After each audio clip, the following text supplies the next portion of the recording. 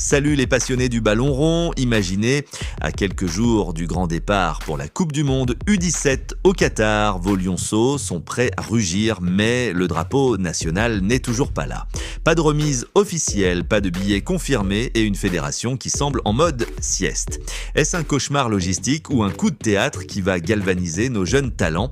Accrochez-vous, car sur Foot Universel TV, votre chaîne numéro 1 pour tout ce qui vibre autour du foot sénégalais, on décortique cette bombe en direct de Dakar. Abonnez-vous maintenant, activez la cloche et let's go pour plus de 10 minutes de vérité brute.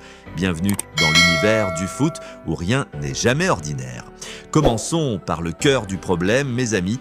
La délégation des Lionceaux U17 du Sénégal est censée s'envoler dans la nuit du mardi 28 au mercredi 29 octobre 2025.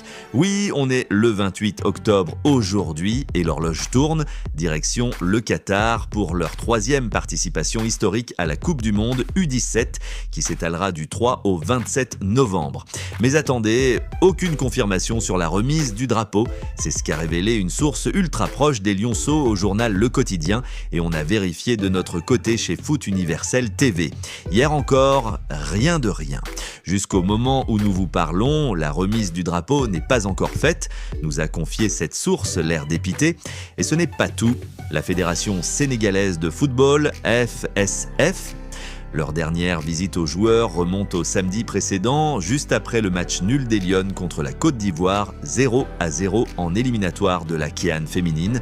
Une visite express sans suite concrète. Ce matin même, notre équipe a contacté directement la délégation. Les gamins attendent toujours leurs infos sur le voyage. Pas de billets d'avion en poche, pas de discours motivant avec le drapeau en main, c'est du jamais vu. Ces jeunes qui ont sué sang et eau pour qualifier le Sénégal après leur sacre à la CAN U17 2023 se retrouvent dans un flou total. Une situation qui frise le ridicule, non? Mais est-ce que ça va les stopper? Absolument pas. Les Lionceaux sont des fighters forgés dans le feu des tournois UFOA et de la CAN. Pourtant, ce retard place l'équipe dans un contexte hyper délicat à l'approche d'un tournoi élargi à 48 nations pour la première fois. Le Qatar, c'est du lourd, des stades futuristes, une organisation impeccable, mais pour nous, c'est d'abord la survie en groupe qui compte. Parlons concret, les Lionceaux sont logés dans le groupe C, un vrai challenge. Premier match le lundi 3 novembre contre la Croatie, ces petits génies d'Europe qui ont déjà un palmarès junior impressionnant. Puis le jeudi 6 novembre face au Costa Rica, une équipe sud-américaine accrocheuse, connue pour son pressing infernal.